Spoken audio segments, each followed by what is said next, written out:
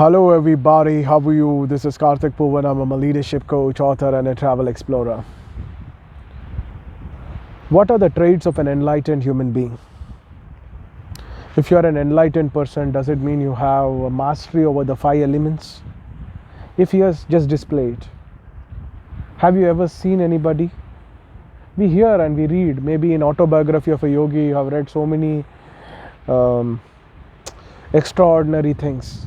Maybe living with the Himalayan masters, there's a book of Swami Rama, you might have read about the tiger saint, you might have read about a yogi who has gone and who used to just get and extract this nectar from the honey from the honeycomb without being affected and impacted. And now Swami Rama himself was able to do that, and his guru has never allowed him to share that mantra with people. I was very skeptic about all of these things until I had a direct experience of all these things with my Himalayan master. But everything said and done, when I look at its practical relevance, I don't see that happening with people in this society. Like here, when you're coming and living in this material world, when you're living in a society where everything is under the influence of currency, money, talk money, man.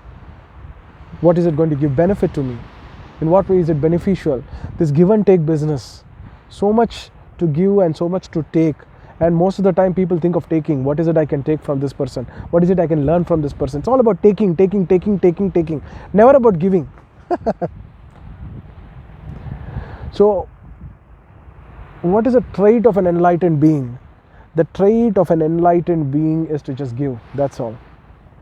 Never thinks of taking. Is not interested, or she is not interested in this material world by any means, because they can create their own world. So when you reach the highest states of mind, you begin to explore and ask some very, very valuable questions. What are those valuable questions? You'll start looking at life. And you will think, okay, I'm growing up, fine. After that, I have to get into a job, okay. Or, today people are talking of entrepreneurship sells, okay, I will do that. After that, what? After that, what, really? Then get married, have children, provide good life for children, do good to the society. Do good means, suppose someone is hungry, give them food. Someone does not have money, do some charity. Give clothes to the person who does not have any clothes. Now these are good activities, right? At the end of the day, provide education for somebody, and then die one day. Yeah, that's what you do.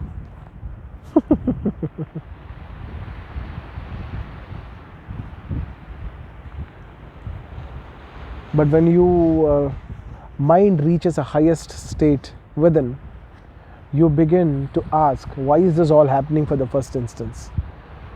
Are we living in a world where we cannot provide food for the entire people on the planet? Who is creating poverty? Oh, suddenly you begin to understand it's like a game. It's details of which I don't want to get into. We'll have so many conspiracy videos to watch and understand, or many of them may be true also. And then you want to transcend this whole process. You will understand, you will ask yourself, what is life? From where did I come? Did I come from a mother's womb? Or is there something more deeper to it? Is there something more deeper to the people and the words that I hear from Lord Krishna in Bhagavad Gita? What is spoken in Bible, is it true? Is there some meaning to what Gautama the Buddha says? Did Mahavir Jain really say some or experience something more profound? The countless number of saints, the siddhas, whatever they are saying, whatever they did, does it have any meaning? Why do we need liberation? What is mukti? All of these things comes into our mind. We begin to question, we begin to ask, And then we begin to go to different places. Today you have YouTube, so the person who has the maximum number of followers, who appeals to your logic, you want to go near them, you're drawn towards them. So people are drawn towards a person who speaks in a certain way, and you think, okay, that person is enlightened, and you go to that person.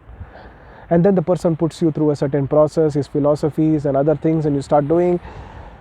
And many people, after considerably spending around 20 years with that person, they realize, oh, this is nothing, let me go to another person. In between there is a gap, which is called as the girlfriend-boyfriend gap.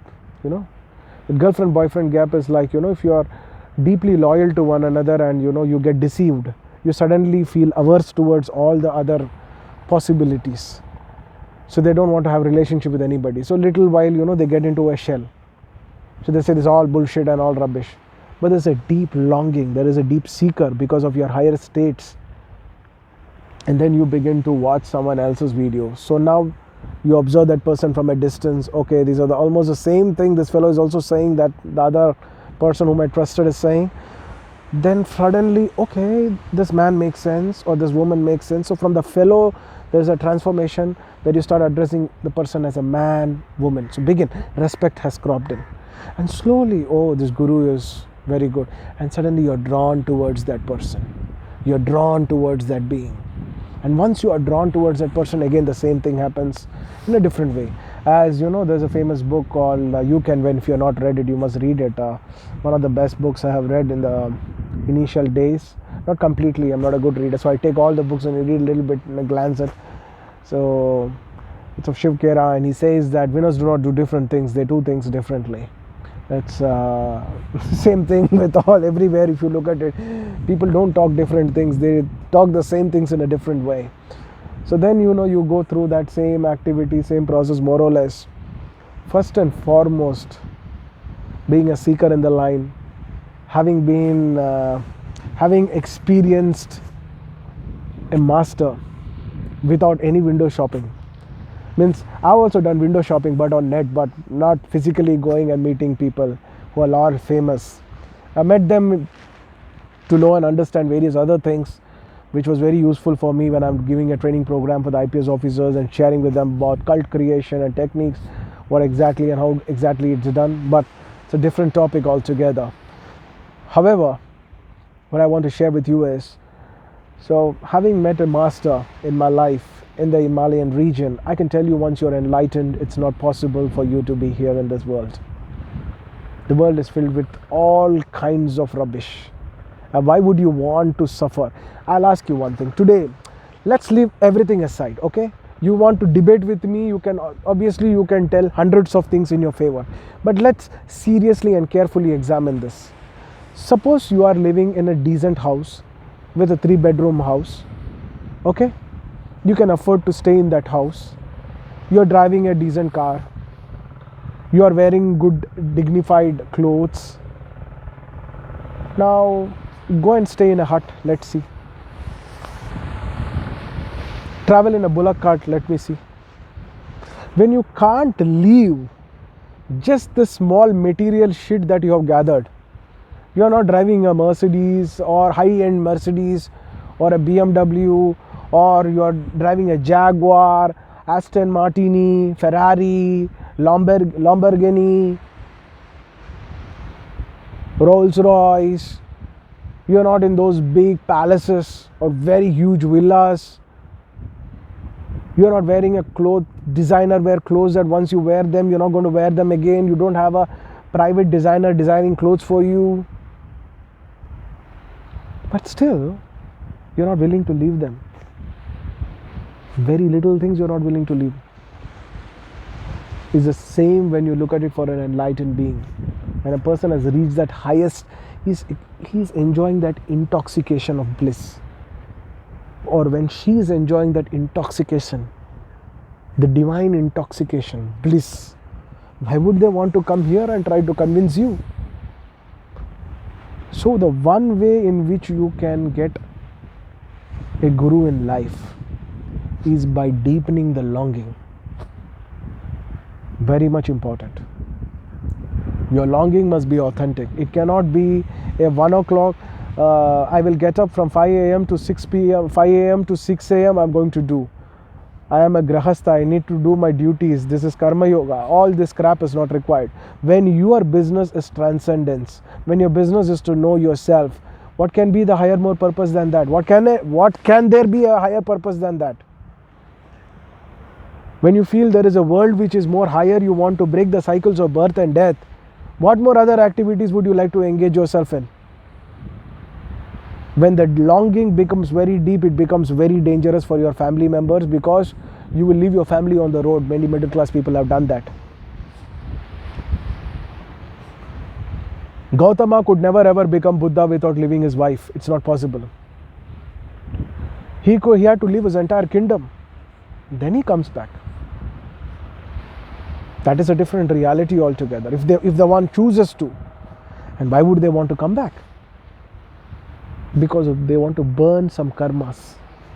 So the people who want to burn a certain karma, they engage in certain activities. Like for example, I engage in activity whenever I feel like burning some karmas. After that, I am most of the time with myself. I don't meet people, I don't talk to people. I am with my loved one, I am in these spaces which are so vibrant. That's all that matters. You don't have to, produce an apple from thin air, and then you will start believing that a person is enlightened. No one has done that. So stop having fancy ideas about enlightenment. Definitely does a person not have that capacity? Certain people will have. That's mysticism. That is tantric ways of life, which is it is another trap altogether. It's a trap of power. So when you are looking for liberation, what you're looking to be free from everything. You just want to be free. You're not affected by anything that happens around you. You know the cause, you get into the cause. Anything which is happening, you know the deeper cause of it. Your being knows the deeper cause of it. Because you're breathing in a different way. You're breathing, your cycles of breathing, your breath has transformed. There's a whole science of yoga which deals with breath, which is called as Swara Yoga. The series, and there is also a YouTube channel exclusively for that I'm planning to make. It's very profound science. So understand one thing. You ask yourself how you can deepen the longing to know the ultimate. Guru will happen to you. Just deepen the longing. Just be authentic. Don't be a window shopper. Don't say or don't look that this person has 500 acres of property and he is having millions of followers, and therefore I will also become his follower and I will also become enlightened. No, it doesn't work that way.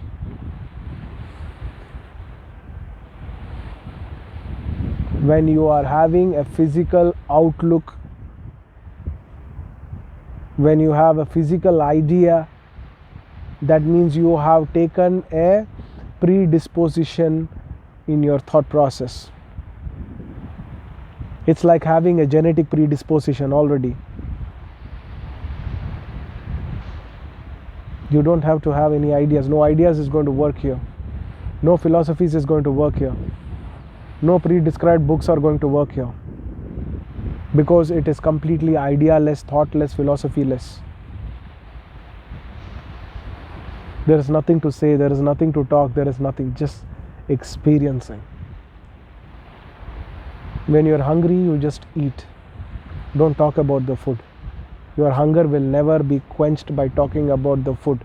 You have to act. So the one thing, what you have to do, if you're watching this video immediately, is deepen the longing. How do you know your longing has deepened? When you cannot sleep in the night, when you get disturbed. I remember this time when I was in Kuala Lumpur doing a workshop. I could not sleep. I didn't even complete my workshop there. I just came back. The longing, when it's so longing, the Guru's energies will pull you. Your body will move in that direction.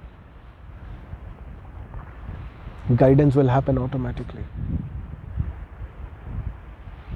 Good day.